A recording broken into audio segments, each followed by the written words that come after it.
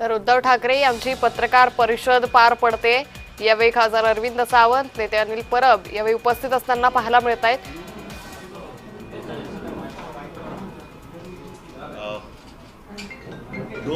दोन गोष्टींसाठी आज तुम्हाला मी इकडे बोलवलेलं आहे आणि बोलवल्यानंतर आपण सुद्धा आलात त्याच्याबद्दल आपल्याला सगळ्यांना धन्यवाद देतो। पहिला मुद्दा जो मी घेणार आहे तो म्हणजे शेतकऱ्यांचा। गेले या सीझनमध्ये म्हणजे कालचा खरीपाचा हंगाम तर गेला, आपण सगळ्यांनी त्याच्या बातम्या सर्वांना दाखवल्या। सरकारने एक पॅकेज जाहीर केलं, त्याच्यानंतर आम्ही एक मोर्चा काढला होता छत्रपती संभाजीनगरमध्ये। आजही शेतकऱ्यांची जी मागणी आहे ती तीच आहे की कर्जमुक्ती झाली पाहिजे। आता माझ्या माहितीप्रमाणे अतिवृष्टीनंतर आज का उद्या केंद्राचं पाहणी पथक येणार आहे आणि या पाहणी पथकाचा दौरा जो काही माझ्या निदर्शनास आलेला तो केवळ 2-3 दिवसाचा आहे। 2-3 दिवसामध्ये एवढ्या मोठ्या मराठवाड्याचा दौरा आणि संपूर्ण महाराष्ट्राचा हे केंद्रीय पथक करणार कसा, कुठे नेमकं जाणार आणि त्याच्यानंतर त्यांना नुकसानीचा अंदाज आल्यानंतर ते प्रस्ताव कधी पाठवणार। मुळामध्ये पंतप्रधान जे बोलले होते आपल्या मुख्यमंत्र्यांना की तुम्ही प्रस्ताव पाठवा, मला नाही वाटत अजून राज्य सरकारकडनं कोणताही प्रस्ताव केंद्राकडे गेलेला आहे। हे थोडं आहे, म्हणूनच आज सुद्धा जी बातमी आलेली आहे की पीक विम्याच्या नुकसान भरपाई पायी अवघे 2 रुपये आणि काही पैसे हे आपल्या ठाणे पालघर जिल्ह्यातल्या शेतकऱ्याला मिळालेले आहेत। म्हणजे थट्टा चाललेली आहे। कर्जमुक्तीसाठी शेतकरी जेव्हा रस्त्यावरती आता उतरला होता त्याला पुढच्या जूनचा वायदा मुख्यमंत्र्यांनी केलेला आहे आणि त्यावेळेला मी काही प्रश्न उपस्थित केले होते की पुढच्या वर्षी जूनमध्ये जर कर्ज माफ होणार असेल तर तोपर्यंत आत्तापर्यंत डोक्यावरती असलेल्या कर्जाचा जो डोंगर आहे त्याचे हप्ते शेतकऱ्यांनी भरायचे की नाही भरायचे। आत्ता जो रब्बीचा हंगाम येतोय त्याच्यासाठी नवीन कर्ज कसं मिळणार, कारण जमीनच गेलेली आहे वाहून। मग ते कर्ज मिळाल्यानंतर त्याचे सुद्धा हप्ते भरायचे की नाही भरायचे। आणि सगळ्यात महत्त्वाचा प्रश्न म्हणजे जे एक अतर्क्य असं विधान मुख्यमंत्र्यांनी केलेलं आहे की बँकांचा फायदा होईल कर्जमाफी केली तर, म्हणून आम्ही कर्जमाफी करत नाही आहोत।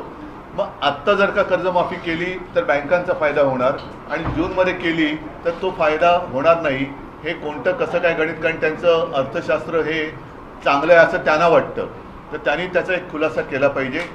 माझं तर स्पष्ट मत आहे, मी मुख्यमंत्री झाल्यानंतर माझं पहिलं अधिवेशन हिवाळी अधिवेशन आणि एकच अधिवेशन मी मुख्यमंत्री म्हणून झालं होतं नागपूरला। कोणताही अभ्यास न करता, कोणीही मागणी न करता मी माझ्या राज्यातल्या शेतकऱ्याला 2 लाखापर्यंतचं पीक कर्ज हे माफ केलं होतं, मुक्त केलं होतं। आता ती सिस्टीम लागलेली आहे, ती माहिती गोळा झालेली आहे, डेटा सगळा तसाच आहे। मग जी योजना आम्ही यशस्वीपणाने अंमलात आणून दाखवली होती ती संपूर्ण सिस्टीम तशी आहे, डेटा तसाच आहे। तर त्याच महात्मा फुले कर्जमुक्ती योजनेचा दुसरा टप्पा सरकारने आत्ता जाहीर का करू नये? आत्ता जाहीर करू शकतं ते, कारण सगळं त्यांच्याकडे माहिती आहे, आम्ही कसं केलं काय केलं हे सगळं माहिती आहे। शेतकरी आजही मी कुठे गेलो तरी सांगतो की साहेब तुम्ही आमची कर्जमुक्ती केली, कर्जमाफी केली, या सरकारला करायला लावा। म्हणजे आम्ही केलं होतं हे आता लोकांनी मान्य केलेलं आहे आणि कोणाला विचारलं तर लोक सांगतात की तुम्ही केली होती। तर तो सगळ्या पूर्ण यंत्रणा तिकडे आहे, डेटा आहे, त्याच्यात आणखीन काही सुधारणा असेल तर ती करा, पण डेटा आहे। आम्ही कोणती अट शर्ती बिरती अभ्यास कोणती परदेशी समिती आमच्याकडे नव्हती, सगळं स्वदेशी होतं आणि शेतकऱ्याशी आम्ही प्रामाणिकपणाने कर्जमुक्ती करून तसे वागलो। तसंच हे सरकार आता का वागत नाही? मी तर 5 तारखेपासून मराठवाड्यामध्ये संवाद दौऱ्यावरती जाणार आहे। इथे माझ्या कोणत्याही जाहीर सभा नसतील, शेतकऱ्यांशी मी थेट संवाद करणार आहे। जे पोकळ आश्वासन मुख्यमंत्र्यांनी दिलं होतं की दिवाळीपर्यंत, दिवाळीच्या आत काही पैसे शेतकऱ्याला मिळतील, काही पैसे त्यांनी काही 1000 कोटी इथून तिजोरीतून रिलीज केलेत असं म्हणतात, तर मी शेतकऱ्यांना जाऊन विचारणार आहे। मिळाले असतील तर आनंद आहे, नुसतं काहीतरी आग पाखड करायची किंवा टीका करायला म्हणून मी जाणार नाही आहे, पण ते मिळाले पाहिजे। त्याच्यात महत्त्वाचा मुद्दा असा आहे की आज शेतकऱ्याला बाकी मदतीची अपेक्षा किंवा गरज आहेच, पण त्याच्या आधी ज्यांची जी खरडून गेलेली जमीन आहे ती जमीन पूर्ववत करण्यासाठी शेतकरी सांगतोय पहिले मला माती द्या, पहिली माती द्या. ती मातीच जर का अजून मिळाली नसेल तर तुम्ही पुढच्या गोष्टी कशा करणार. आणि दर हेक्टरी 50,000 रुपये हे शेतकऱ्याची मागणी आहे. त्याचप्रमाणे कर्जमुक्ती झाली पाहिजे ही शेतकऱ्याची मागणी आहे. इतर बाकी अनेक गोष्टी आहेत. मी शेतकऱ्यांना जाऊन भेटणार आहे आणि शेतकऱ्यांना विचारणार आहे की जे पॅकेज जाहीर केलं होतं त्यातलं तरी किती आलेलं आहे. कारण खरडून गेलेल्या जमिनीला 3 का 3.5 लाख रुपये मनरेगातून देणार होते.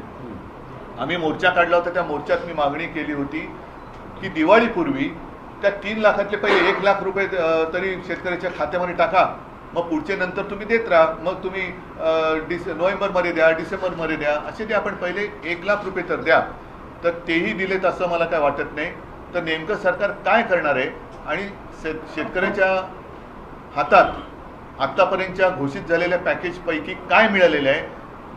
गाई म्हशी मिळालेल्या आहेत का, शेळ्या मिळालेल्या आहेत का, कोंबड्या मिळालेल्या आहेत का, इतर पैसे मिळाले आहेत का.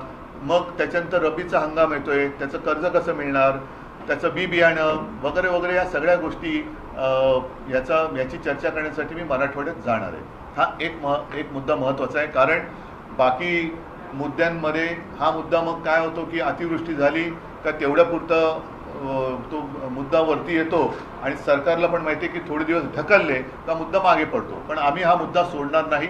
शेतकऱ्याला कर्जमुक्त करावंच लागेल. शेतकऱ्याचं जे आयुष्य उद्ध्वस्त झालेलं आहे ते आयुष्य पूर्ववत करण्यासाठी शिवसेना पूर्ण ताकदीनिशी शेतकऱ्याच्या सोबत आहे आणि त्याच्यासाठी मी पुन्हा एकदा मराठवाड्यात जातोय. हा एक महत्त्वाचा विषय झाला. दुसरा मतचोरीचा जो मुद्दा आहे. परवा प्रचंड मोर्चा म्हणजे संयुक्त महाराष्ट्राच्या चळवळीनंतर जवळपास सगळे राजकीय पक्ष पहिल्या प्रथम महाराष्ट्रामध्ये एकवटले आणि त्यांनी सरकारला किंवा निवडणूक आयोगाला जाब विचारलेला आहे. त्या माझ्या भाषणामध्ये मी असं म्हटलं होतं की आता आम्ही मतदारांची ओळख केंद्रे, मतदार ओळख केंद्र ही सुरू करतो शाखांमधून. त्याची सुरुवात आता होईल. कारण 6 तारखेला ती यादी प्रसिद्ध होईल. त्याच्यानंतर मला वाटतं पुढच्या आठवड्याभरामध्ये आक्षेप आणि काही सूचना असतील त्या स्वीकारल्या जातील. तर आत्ताच ती वेळ आहे. कारण आता जर का कोणी झोपलं तर तो संपला. मी माझं स्वतःचं उदाहरण त्या दिवशी दिलं की माझ्याचकडे माझ्या मतदार यादीतल्या नावाचं व्हेरिफिकेशनसाठी निवडणूक आयोगाची लोकं आली होती. म्हणजेच काय की हे सक्षम नावाचं जे काय ॲप आहे ते ॲप आणि निवडणूक आयोगाचं सर्व्हर हा निवडणूक आयोगाकडनं हाताळला जात नाही आहेत अशी आम्हाला आता शंका येते आहे. अजून आम्ही आरोप करत नाही आहोत, शंका येते आहे. आणि केवळ माझं नाव आहे त्याच्यात म्हणून निवडणूक आयोगाची लोकं ही चौकशी करायला आली. सर्वसामान्यांच्या बाबतीमध्ये असं जर का झालं असेल किंवा होत असेल तर त्यांनी दाद कधी मागायची, कोणाकडे मागायची. आणि नाव वगळलं गेलं तर निवडणुकीच्या दिवशी त्यांना मतदानच करता येणार नाही. एक विषय लक्षात घेण्यासारखा आहे की हे माझ्याकडे आले कसे. याचं कारण कोणीतरी एका नंबरवरून माझ्या नावाने तिकडे ॲप्लिकेशन करण्याचा प्रयत्न केला. त्या नंबरवर जर का OTP आला असता तर पुढचं सगळं हॅक झालं असतं आणि कदाचित माझ्या कुटुंबातली माझ्यासकट 4 नावं ही वगळण्यात सुद्धा आली असती.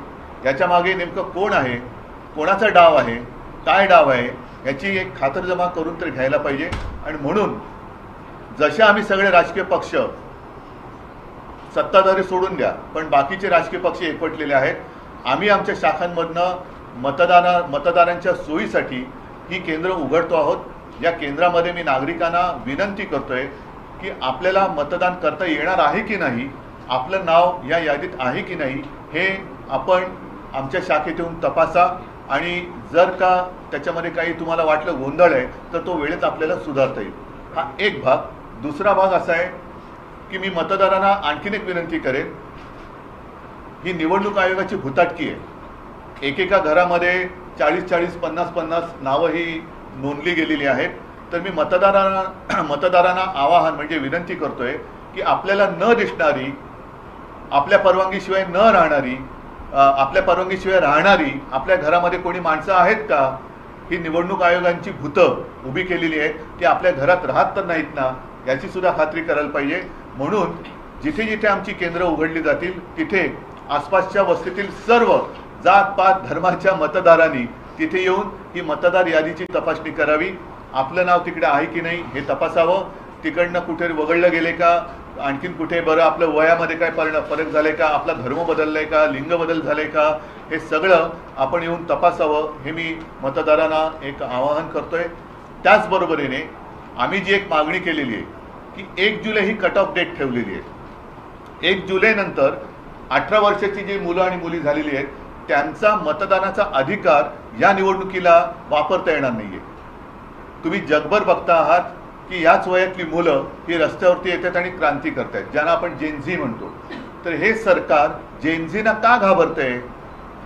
जर लोकसभा ते विधानसभा या 6 किंवा 5 महिन्याच्या कालावधीमध्ये परकला प्रभाकर म्हणजे आपल्या निर्मला सीतारामन यांचे यजमान त्यांनी सांगितलेलं आहे की जवळपास 45 लाख मतदार महाराष्ट्राच्या यादीमध्ये घुसवले गेले. जर त्या 4 महिन्यामध्ये 45 लाख मतदार हे कोणी घुसवले, कुठे गेले, काय करतायत हा एक प्रश्न आहे. पण घुसवले गेले असतील तर 1 जुलै नंतर अधिकृतपणे ज्यांना मतदानाचा अधिकार मिळाला पाहिजे ती महाराष्ट्राची तरुण मुलं मुली मतदान का करू शकणार नाही? म्हणून मी त्याही सगळ्या मुलांना आणि मुलींना एक विनंती करतोय की तुम्ही देखील आमच्या शाखेत या आणि तुमचं नाव तिकडे नोंदवा. आपल्याला कळेल की किती लाख मुलांना आणि मुलींना मतदानापासून आपण वंचित ठेवतो आहोत. तर अशा काही या गोष्टी आहेत. आणखीनही आपण काही प्रश्न विचारले तर मला त्याच्याबद्दल बोलता येईल. पण मुळात एक मी तुम्हाला सांगितले की शेतकऱ्यांचा विषय आम्ही सोडत नाही आहोत आणि दुसरी गोष्ट मतचोरीचा विषय तर आम्ही सोडणार नाही. आम्ही परत एकदा सांगतो की निवडणूक आयुक्त जे आहेत त्यांना सुद्धा एक पत्र दिलेलं आहे की एवढा सगळा गडबड घोटाळा हा बाहेर आल्यानंतर आपण राज्य निवडणूक आयोगाला सुधारित यादी मतदाराची होत नाही तोपर्यंत स्थानिक स्वराज्य संस्थांच्या निवडणुका घेऊ नयेत अशी आमची मागणी आहे. आम्ही निवडणुका घेऊ नका असं म्हणत नाही, पण निवडणुका घेताना सदोष मतदार यादीवरती ही निवडणूक होता कामा नये. ही निवडणूक आयोगाची करप्ट प्रॅक्टिस आहे. जसं आम्हाला ते सांगतात करप्ट प्रॅक्टिस, तसं निवडणूक आयोगाची करप्ट प्रॅक्टिस आहे आणि ते कोणाची नोकरी करतायत हे आता हळूहळू उघड होत चाललेलं आहे. आपण कर्जमाफीचा मुद्दा हा निवडणुकांमध्ये येऊ नये म्हणूनच बच्चूकडूंचं आंदोलन हे केलं गेलं का? आणि त्यानंतर मला त्याच्याबद्दल काही बोलायचं नाहीये. मला शेतकऱ्यांचा विषय आहे, त्याच्यामध्ये आणखीन कोणी शेतकऱ्यांच्या मदतीसाठी उतरत असेल तर जरूर उतरावं, पण शेतकऱ्यांना कर्जमुक्त करावं.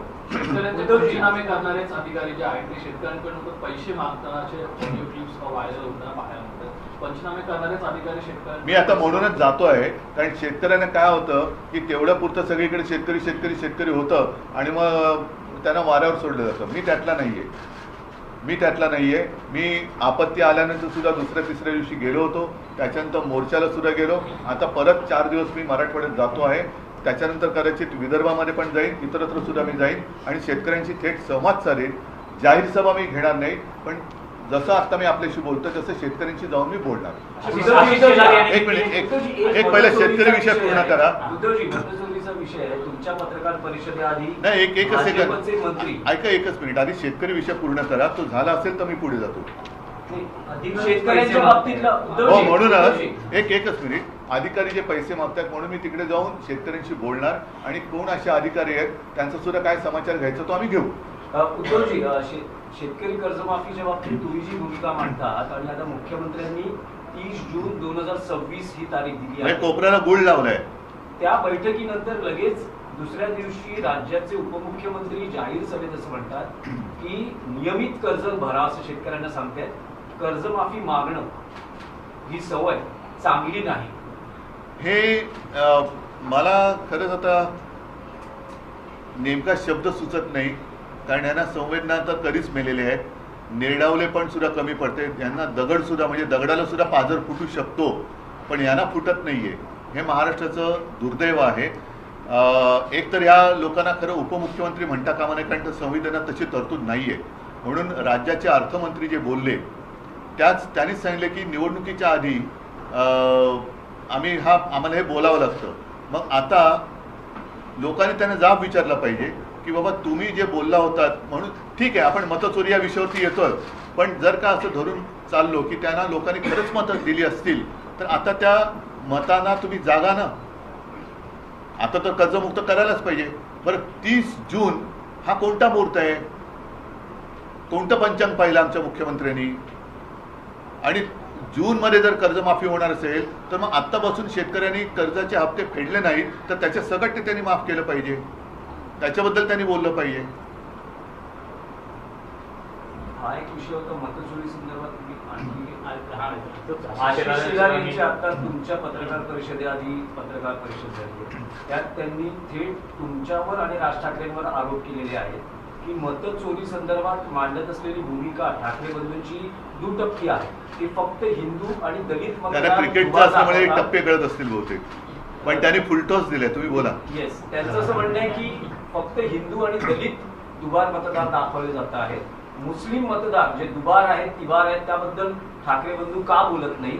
आणि दुसरं त्यांचं असं म्हणणं आहे की लोकसभा निवडणुकीच्या प्रक्रियेत सुद्धा तुम्ही याच मतांवर निवडून आलेला आहात, विधानसभेत सुद्धा त्याच मतांवर निवडून आलेला आहात आणि हा सगळा गोंधळ लोकसभेपासून झालेला आहे. मला आशिष शेलार, मी खरं त्यांच्यावरती कधी बोलत नाही, पण आज मी त्यांचं जाहीर अभिनंदन करतोय, कारण त्यांनी नकळत देवेंद्र फडणवीसांना पप्पू ठरवलेलं आहे.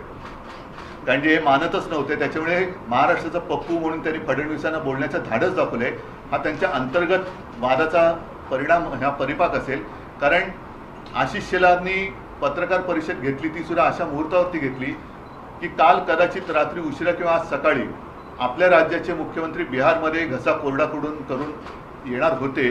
ते घसा कोरडा करून आल्यानंतर आता त्यांनी हे अमृत पाजलं की काय आरोपाचं किंवा माहितीचं, हे काय कळत नाही. पण याचा अर्थ सरळ आहे की आशिष शेलारनी सुद्धा हे सिद्ध केलेलं आहे की मतदार यादीमध्ये गोंधळ आहे. आणि आम्ही जेव्हा निवडणूक आयोगाकडे मागणी करतो तेव्हा आमचं एक वाक्य असं दाखवा की तुम्ही या मतांमध्येच सुधारणा करा. आम्ही पूर्ण मतदार यादीमध्ये सुधारणा मागतो आहोत त्याच्यामध्ये. आणि दुसरी गोष्ट काय की कदाचित त्यांची उठबस तिथे असल्यामुळे त्यांना ती नावं मिळाली असतील. आमची उठबस तिकडे कमी आहे म्हणून आम्हाला ही नावं मिळाली असतील. त्याच्यामुळे आम्ही जी मागणी केलेली आहे ती संपूर्ण मतदार यादी सदोष आहे आणि ती सुधारणा होत नाही तोपर्यंत निवडणुका घेऊ नका, ही आमची मागणी आहे. पण आशिष शेलार यांचं धाडस हे कौतुकास्पद आहे. नाहीतर साधारणतः आपल्या नेत्याच्या विरोधात बोलण्याचं धाडस हे आता भाजपवाल्यांच्या अंगात राहिलेलं नाही. हा आरोप थेट त्यांनी मोदी शहांसकट सगळ्यांवरती केलेले, कारण लोकसभेपासूनचा त्यांनी घोटाळा काढलाय. म्हणजे इतरत्र ते जे जिंकलेत मोदी शहा, अगदी वाराणसी बिराणसी, त्या दिवशी संजय राऊत यांनी काढलं ते सगळं. तर म्हणजेच काय की सगळा घोटाळा त्यांनी केलेला आहे. आणि दुसरा महत्त्वाचा, सरकार तुमचं असताना विरोधक घोटाळे करतात म्हणजे तुम्ही सरकार चालवायला नालायक आहात. म्हणजे सरकार चालवायला तुम्ही नालायक आहात. तर हे सगळं एका दगडात आशिष शेलाराने अनेक पक्षी मारलेले आहेत. त्याच्याबद्दल मी त्यांचं कौतुक करतोय. या माध्यमातून हिंदू मुस्लिम करण्याचा एक प्रयत्न होतोय का? नाही, तो त्यांचा केविल होण्याचा प्रयत्न आहे. जेव्हा आम्ही अख्ख्या यादीमध्ये सुधारणा करा मागतोय त्याच्यामध्ये हिंदू, मुस्लिम, शीख, ईसाई सगळे आलेले आहेत. आणि आम्ही त्या दिवशी जी काय उदाहरणं दिली त्याच्यामध्ये एक तर उदाहरण आहे की वडील हिंदू, मुलगा मुस्लिम वगैरे ते आहे ना, हे सगळे आहे. म्हणजे इथलंच आहे, वडिलांचं नाव गोविंद शंकर माने, मुलाचं नाव दिलशाद नौशाद खान, हे आम्ही दिलेलं आहे ना. आता ह्याच्यामध्ये दोन्ही आले, हिंदू पण आले आणि मुसलमान पण आले.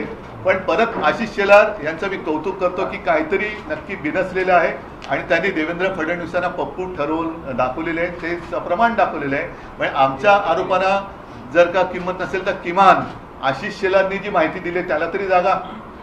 मी परत त्यांचं कौतुक करतो. देवेंद्र फडणवीस सारखं म्हणतात की 2012लाच आपण